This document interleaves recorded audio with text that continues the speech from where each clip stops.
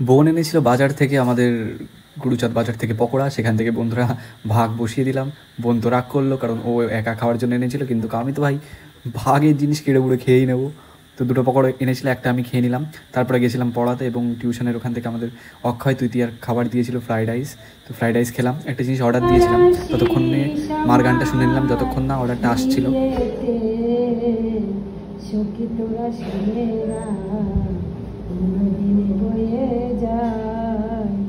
আবার আসিস আমার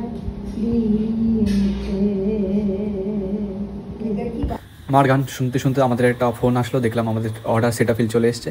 তারপরে বন্ধুরা আমরা গেছিলাম জিমে, আমি গেছিলাম জিমে, দেখতে পাচ্ছ চেস্টের এক্সারসাইজ ছিল, চেস্ট ডে ছিল। আর ভাই এই এক্সারসাইজটা করতে কিন্তু আমার খুবই ভালো লাগে।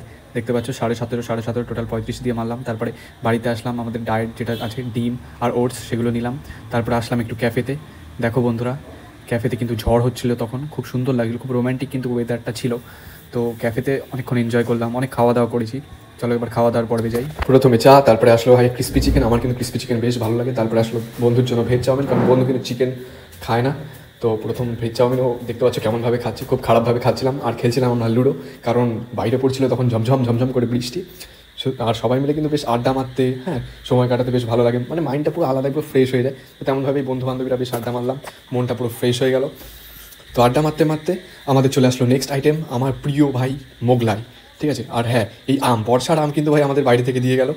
তো আমরা বাড়ি যেতে লাগি, আর তোমরা যারা যারা ভিডিওটা দেখছো তারা সাবস্ক্রাইব করে দিও, আর লাইক কমেন্ট করতে কিন্তু ভুলো না। চলো দেখা হচ্ছে পরে কোনো নতুন ভিডিওতে। চলো টাটা।